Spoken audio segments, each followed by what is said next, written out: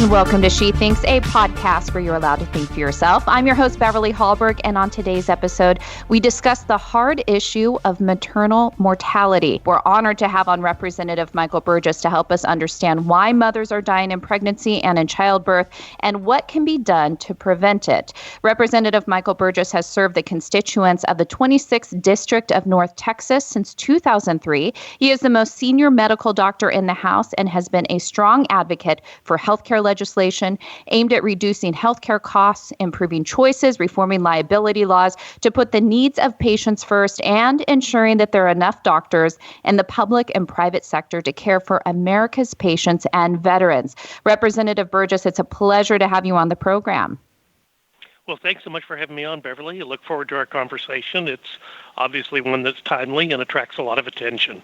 Yeah, and when I first saw just the topic of today and what we decided to talk about, maternal mortality, I'll be honest with you, I immediately thought, well, is this something that happens a lot in today's age? I thought this was something of decades past and that women just don't die in childbirth very often, but obviously that is not true. So can you first of all break it down as to how often it does occur? Why is this happening? And any background information you can give to us on this?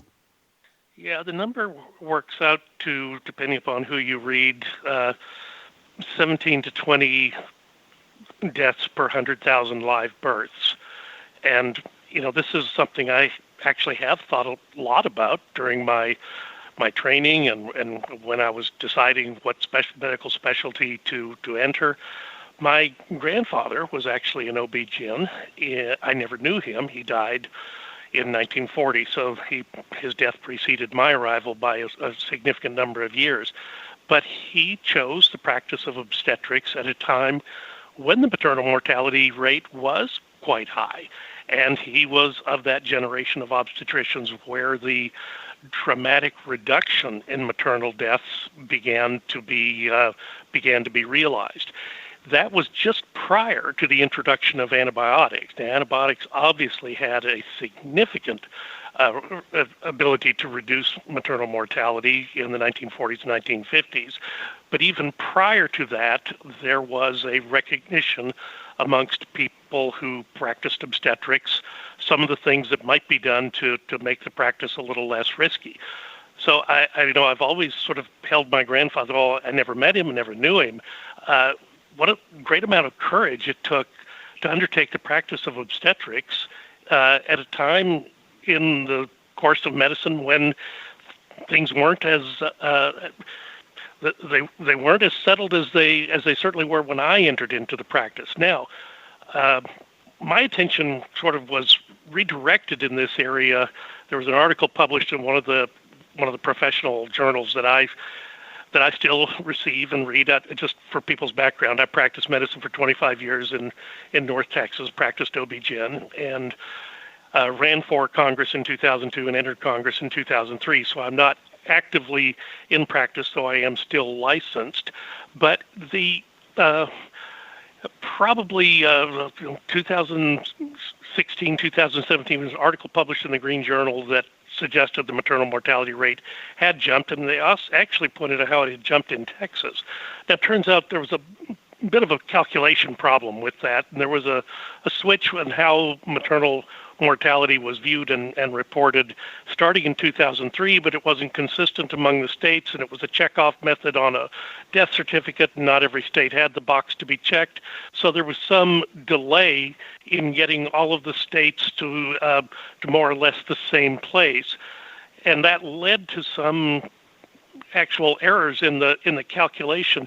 But still, are you worried about a mathematical calculation, or are you worried about losing someone that you shouldn't have lost? So that's really where I tried to focus, that irrespective of the fact that there might have been an error in that calculation, one death is too many, and let's focus on that, and let's try to improve that. Actually was some significant work done in the last Congress. Jamie Herrera Butler, who's a representative from Washington State, had a bill that, this was H.R. 1318 in the last Congress, the Preventing Maternal Deaths Act. It was a little bit difficult going through this in the last Congress. There were some people who felt strongly one way or another, but here's the surprising thing. Congress actually came together and got this bill passed in October of 2018, and it was signed into law by the president in December of 2018. Pretty significant happening. I do not recall, and I've been here for a few years, but I do not recall a standalone maternal mortality bill passing and being signed into law. Sometimes there'll be something added to an appropriations bill or something added to some other bill, but this was a standalone bill that dealt with the creation of maternal mortality review committees in allowing the technical expertise and the grant funding for maternal mortality review committees to be developed in all 50 states. And that was a significant step. Texas had already gone down that road and started their own maternal mortality review committee. But look, there's value in collaboration. There's value in people talking. Now, subsequent to that time, there's been some additional work done on this. We haven't yet passed a bill this Congress, but one that did pass out of committee and has since passed on the floor was H.R. 4996. And this was an approach that every state, of course, where maternal care is covered under Medicaid. Obviously, Medicare is a different population. Medicaid is a federal and state cooperative agreement to help fund health care for people who are below certain income limits. And in the Medicaid program, in some states, there is continuation of maternal care for the first year after delivery. In some states, it's only for the first 42 days. What this bill did was allowed states a state option to continue that care for the full 12 months after delivery. And it was actually a bill that was paid for by, there was an offset that was found in the pharmaceutical rebates, which seemed like a logical thing to do. And so the bill has passed the House. It has not yet been taken up by the Senate. Now, Texas individually looked at this in the last legislative session and decided that not to expand to a full year after delivery. I'm not telling a state that they have to expand to a full year after delivery. I simply wanted to make it available to them.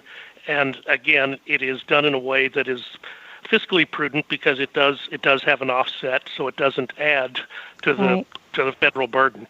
But that's sort of the state of play for right now. I will tell you this, and this is something that really concerned me when in this Democratic Congress, the adversarial nature of things really was put on display when this topic came up in our health subcommittee. And the statement was made that there's no more dangerous place in the world to have a baby than the United States of America. And I thought, that doesn't sound right. I did my residency training. I did my postgraduate medical school training at Parkland Hospital in Dallas in obstetrics and gynecology. Yes, it was back in the 1970s. But at the same time, we took care of a population that was mostly minority, largely uninsured or underinsured, so a large Medicaid population to be sure. And as I recalled from back then, our maternal mortality statistics were some of the best in the nation. So I actually visited my old residency training program in August of 2019 and literally asked the question, is this something that you are encountering? Have your numbers become worse? And they said, no, our numbers are some of the best in the nation. So just the argument that because someone is insured with Medicaid or uninsured, or just because someone is a member of a minority population, does not mean that the statistics are that you're not going to do as well in having a child. Because, again, a big city hospital in Dallas, Texas, has been consistently able to do that over a number of years. And I actually asked some questions. I said, when I was a resident, I recalled we used to have, some various rules dealing with if there were a certain type of complication during childbirth, that it immediately triggered a series of responses. They said, yes, absolutely, that's the Parkland way. That's how we still do it.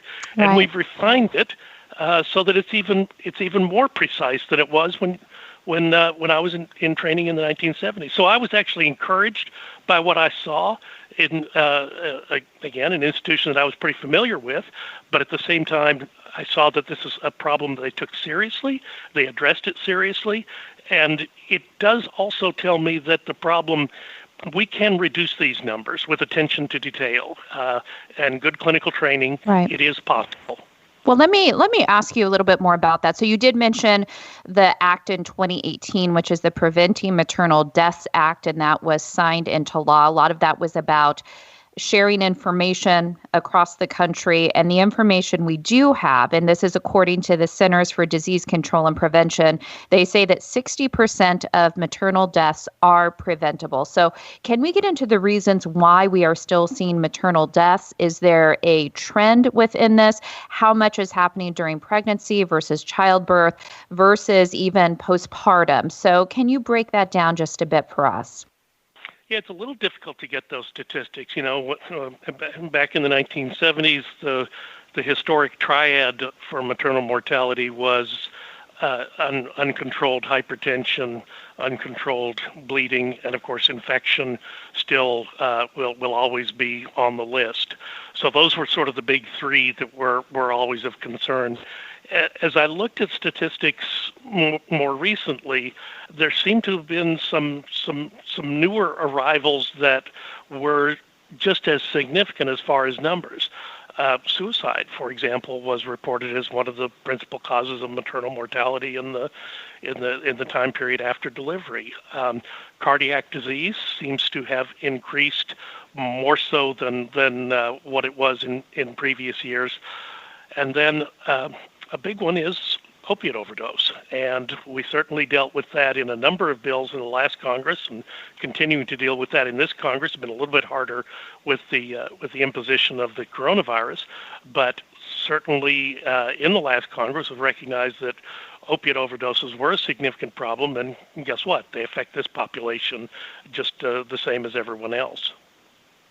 And so what do you then say to a mother out there? Let's say somebody's newly pregnant and they're fearful for their life. What do you say to that mother about the steps that she can take to ensure not just the safety of her child, but the safety of her own life as well? Well, bear in mind, this is coming to you with the bias of someone who practiced OB-GYN for a number of years. Right. So I will say your most important your most important research is on your physician, and it's important to establish that relationship with a physician prior to beginning the pregnancy and ensure that there's if there are any outstanding health factors, that those are mitigated or at least managed prior to pregnancy. Someone who brings hypertension to the pregnancy, for example, possibly could have a more difficult time with hypertension during pregnancy. Superimposed preeclampsia on existing chronic hypertension, long been recognized. So you want to get that under control, or at least want to get that where it's going to be observed more closely or managed more closely during the pregnancy. A lot of times we don't think about the hospital facility itself, but that's important, and hospitals do have data, and some of it is publicly available, and that is reasonable for someone to access. I think one of the things that impressed me in our hearings on this was that there does seem to be some differences between hospitals. So, as I pointed out, my old hospital of training, Parkland Hospital, has great statistics. There are other hospitals around the country that perhaps don't enjoy those same great statistics, but Parkland manages to do it in the face of what you might suspect would be some significant headwinds or difficulties of low insured population, a low income population, a high minority population, but they do a great job. It's not the same to say that every hospital in the country manages that same degree of safety. So that's a significant factor. And this is one of the things where I think the Independent Women's Forum has done some good work and pushing the concept of healthcare transparency. Yes, price transparency is important, but health outcomes information transparency is also important. And I think if from a public policy standpoint, one of the things that I have really sought to push my entire time here has been the availability of data to the patient, to the consumer. And there has been a growing trend, and I don't have the statistics, but a growing trend of women who are choosing to have home births. So based on your almost 3 decades in this area, being an OBGYN, do you have any thoughts on the safety of home births and whether or not that's something that women should take maternal mortality into consideration if they decide to go in that direction? Well, certainly you'd want to have a conversation with your doctor and think about, are there any things that would place someone at higher risk? Because look, I'll just tell you, when things start to go bad in the situation, you don't have a lot of time for course adjustments and, let's go to plan B. Sometimes things happen very, very acutely, very, very quickly. I'll be honest with you. I have not done home births, so I'm probably not a good expert on that. I'm sure there are people who have experience with that who might feel differently. I was always on the receiving end if there were significant complications. And again, things can get very, very difficult over a very short period of time. So certainly, at the very least, make certain that all of the criteria for a healthy birth are met, and you do that by a preconception or early pregnancy screening. And people need to be able to ask questions and get honest answers.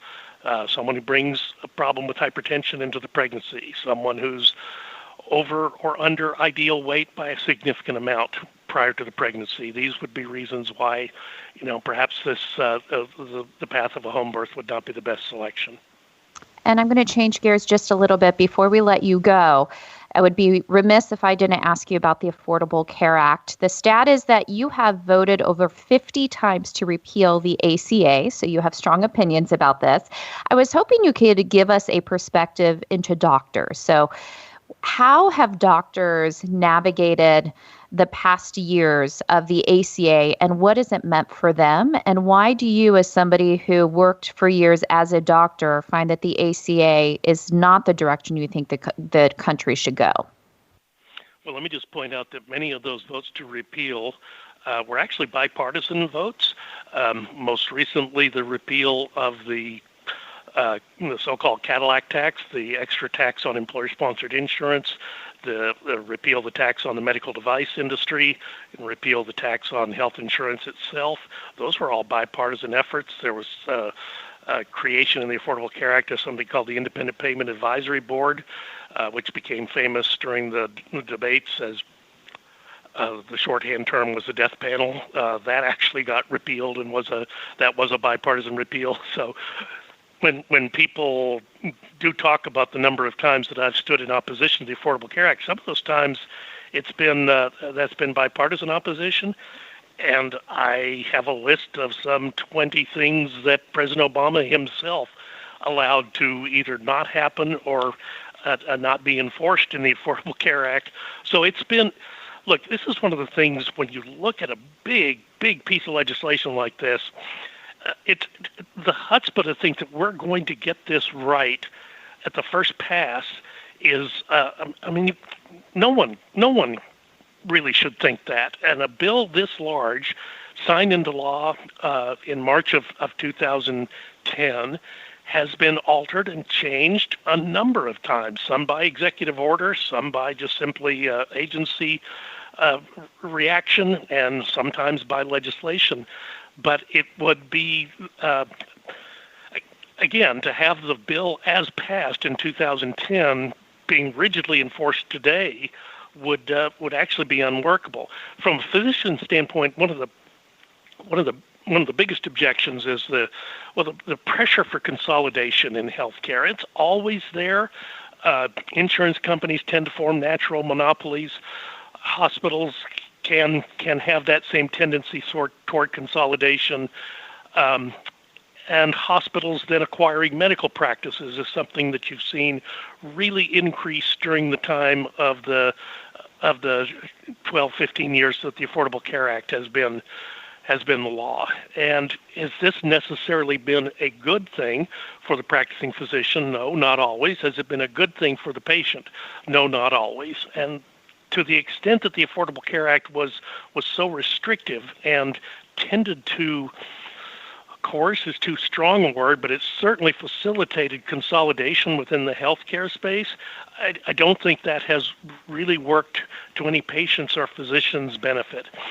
Look at the things that have had to be paused during the time of the pandemic just to get us through this.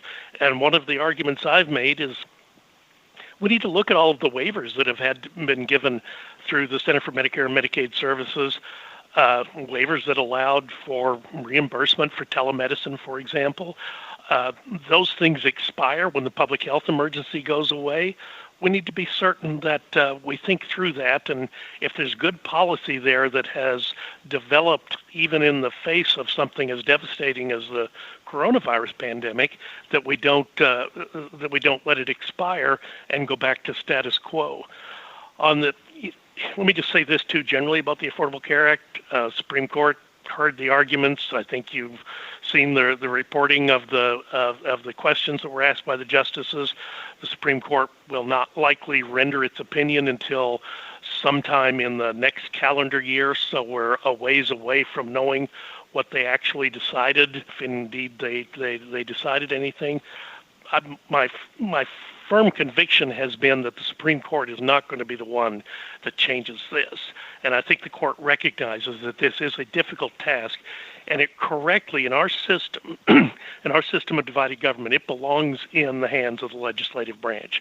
And even some things that have been done by executive order, some of which I agreed with, but really it belongs in the hands of the legislative branch. If they're tough questions that we have difficulty dealing with, then constituents need to hold us accountable. But that is why our system is set up the way it is. These difficult questions need to be handled legislatively, not through the courts. And the problem with the executive orders, as we're seeing, is those can be undone with the next when the next executive takes office.